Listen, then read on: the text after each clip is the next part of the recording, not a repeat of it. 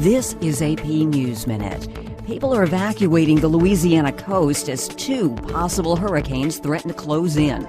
Tropical storms Marco and Laura could both grow to hurricane strength and bring heavy rain, winds, and a storm surge to the area.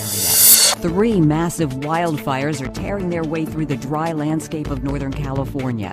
Many smaller fires are also burning throughout the state, and nearly 250,000 people are under evacuation orders and warnings.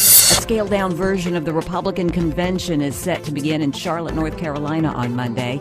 Delegates plan to hold an in-person roll call to formally nominate President Trump for another term in office. Kellyanne Conway announced she's leaving the White House at the end of the month. She's one of President Trump's most influential and longest-serving advisors and cited a need to spend more time with her children. This is AP News Minute. The first night of the Republican National Convention included dire warnings about what would happen to the United States if Joe Biden is elected president.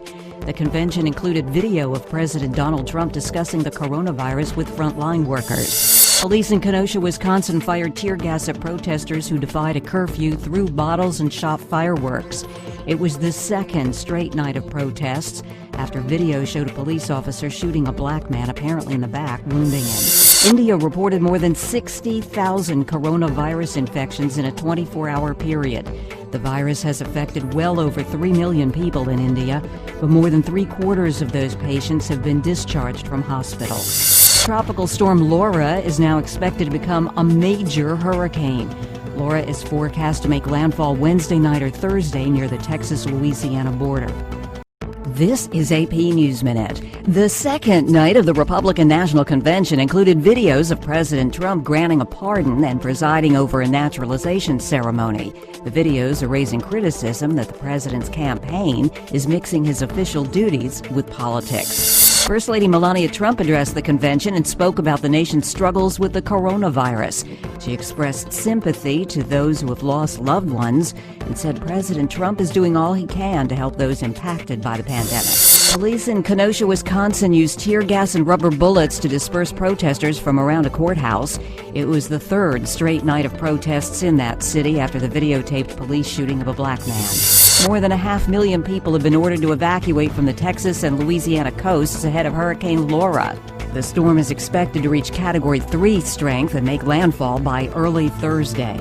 Rita Foley, The Associated Press, with AP News Minute. This is AP News Minute.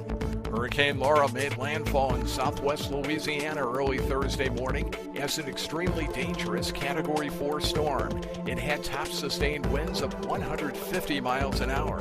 Forecasters say it could cause a massive storm surge. Vice President Mike Pence forcefully defended law enforcement during a speech to the Republican National Convention. He did not mention Black Americans killed by police or the recent shooting of Jacob Blake in Kenosha, Wisconsin. Protesters marched, drove, and honked horns in Kenosha, where things were reported to be peaceful.